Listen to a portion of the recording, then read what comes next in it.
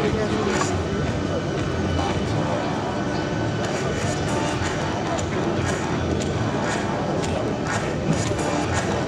you look up now, you'll see the KC-30 and the F-18s behind each wingtip. The aircraft is sitting only 20 metres behind the KC-30 and a beam to tail. As the aircraft manoeuvres, the boys will continue to follow formation cues to keep the KC-30 stay in position and remain.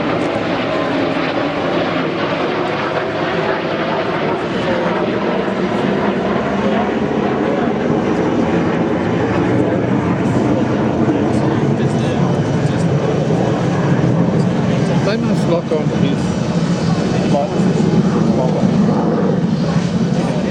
And then if you draw your attention back to the C-17 on the runway, the infill of our Army personnel and equipment has been completed.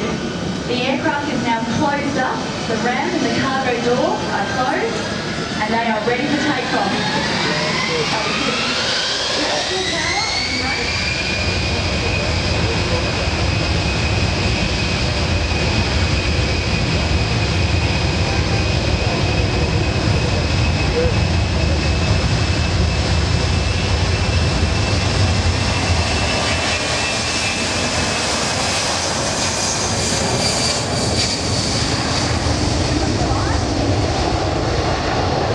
Don't take your eyes off it, because as soon as they clean up that landing gear, bring the flaps up, retract the slats, they're going to convert to a tactical steep departure.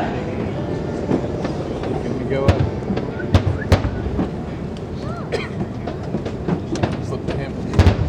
It seems like the hostile forces on Avalon have started to push back.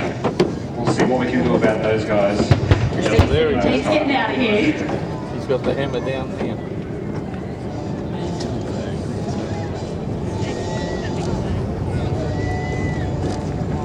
The Royal Australian Air Force operates a fleet of 5 KC-30A tanker aircraft, with a further 2 to be delivered in the next 18 months.